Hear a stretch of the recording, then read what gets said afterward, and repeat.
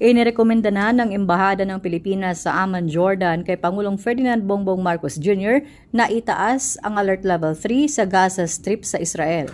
Ito ay dahil sa nangyayaring gulo sa Israel at ng teroristang grupong Hamas ng Palestine. Ang Embahada ng Pilipinas sa Amman ang nakasasakop sa Gaza Strip.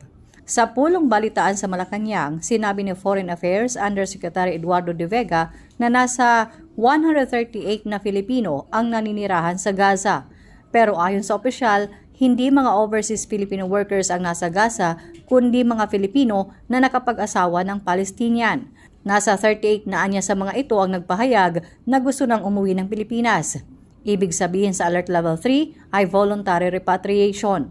Our embassy in Amman, which controls Gaza, which has jurisdiction over Gaza, has recommended na ilagay na yung Gaza to Alert Level 3, which is voluntary repatriation. So hindi pa mandatory. So this will be clear with the President. As for Israel, our embassy has not yet made a recommendation, although we are working, our task force is working by the presumption that we're in the precautionary phase because we have to prepare, no? Sa ngayon, sinabi ni De Vega na wala pang tugon si Pangulong Marcos sa rekomendasyon na ilagay sa Alert Level 3 ang Gaza Strip. Tiniyak naman ni De Vega na handa ang pamahalaan na iuwi sa Pilipinas ang mga Filipino. Pero ayon kay De Vega, hindi madali dahil sarado ang airport at mga pantalan sa Gaza. Kasabay nito, sinabi ni De Vega na wala pa namang ipinatutupad na travel ban ang Pilipinas sa Israel. Ibig sabihin, maaari pang magtungo ang mga bakasyonista sa mga sikat na pasyalan sa Israel gaya ng Holy Land, Jerusalem, Bethlehem, Nazareth at iba pa. Pero ayon kay De Vega, mas makabubuti kung ipagpapaliban na munang biyahe para na rin sa kanilang kaligtasan. Sabi ng opisyal na wala ring deployment ban ang Pilipinas.